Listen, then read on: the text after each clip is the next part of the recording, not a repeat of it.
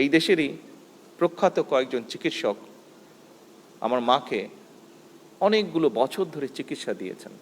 প্রত্যেক মুহূর্তে ওনারা তাকে টেক কেয়ার করেছেন। আমি দেখেছি সেই মানুষগুলো কিভাবে ওনাকে সেবা দিয়েছেন, কিভাবে শুশ্রূষা করেছেন ওনার। এইটা বোধহয় যতই ভালো হসপিটাল হোক পৃথিবীর, যতই অর্থ দিয়ে হোক, এইটা পাওয়া যেত না। সেজন্য ব্যক্তিগতভাবে আমি সেই মানুষগুলোর কাছে অত্যন্ত কৃতজ্ঞ। এই দেশেরই প্রখ্যাত কয়েকজন চিকিৎসক আমার মাকে অনেকগুলো বছর ধরে চিকিৎসা দিয়েছেন।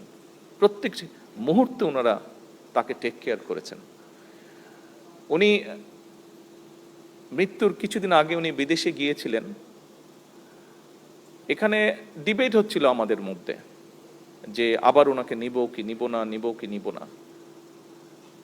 আমি ব্যক্তিগতভাবে যেটা বলেও ছিলাম বিভিন্ন মানুষকে যে আপনারা ওনাকে নিতে চাচ্ছেন, কিন্তু এখানে যেই চিকিৎসকগণ ওনাকে যেই সেবাটা দিচ্ছে 24টা ঘন্টার প্রতিটি মুহূর্ত, আমি দেখেছি বিদেশি, হ্যাঁ বিদেশে গেলে হয়তো টেকনিক্যাল সাপোর্টটা ভালো পাওয়া যাবে, ভালো ইকুইপমেন্ট হয়তো আছে, আরও হয়তো অ্যাডভান্স ইকুইপমেন্ট আছে, ওষুধপত্রের ব্যাপারে খুব হয়তো ডিফারেন্স থাকবে না, হয়তো হার্ডলি ডিফারেন্স থাকবে, কিন্তু এই যে হিউম্যান টেক কেয়ার যেটা, আমি মনে করি না এটা বিদেশে গেলে পাওয়া যেত কোনোভাবেই।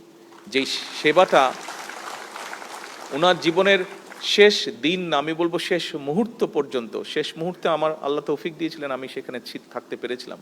আমি দেখেছি সেই মানুষগুলো কিভাবে ওনাকে সেবা দিয়েছেন, কিভাবে শুশ্রূষা করেছেন ওনার। এইটা বোধহয় যতই ভালো হসপিটাল হোক পৃথিবীর, যতই অর্থ দিয়ে হোক, এইটা পাওয়া যেত না। সেজন্য ব্যক্তিগতভাবে আমি সেই মানুষগুলোর কাছে অত্যন্ত কৃতজ্ঞ।